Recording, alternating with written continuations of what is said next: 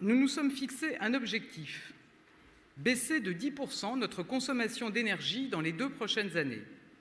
C'est le défi que j'avais lancé lors des universités du MEDEF cet été.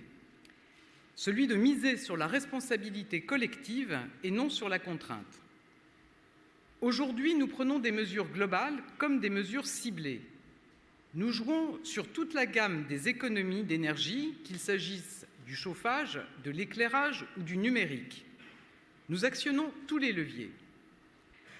Nous nous donnerons aussi des outils de suivi de la situation. Nous publierons chaque semaine l'évolution de notre consommation d'électricité et de gaz. En fonction de celle-ci et de la météo, nous saurons si nous avons réalisé les économies d'énergie nécessaires.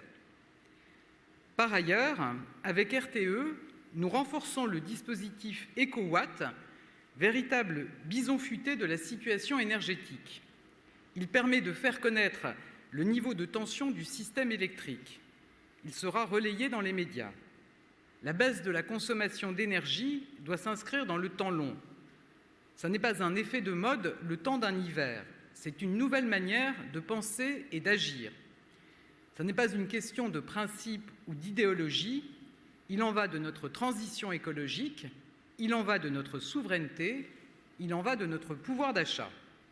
Nous allons accélérer la décarbonation de notre industrie. C'est un atout maître pour baisser de 55% nos émissions de gaz à effet de serre d'ici 2030 et atteindre la neutralité carbone en 2050. La sobriété, enfin, c'est du pouvoir d'achat durable. En maîtrisant notre consommation, nous pourrons réaliser des économies sur les factures d'énergie. Pouvoir d'achat et transition écologique doivent aller de pair. Nous avons tous notre rôle à jouer, tous notre part à prendre selon nos moyens, nos capacités.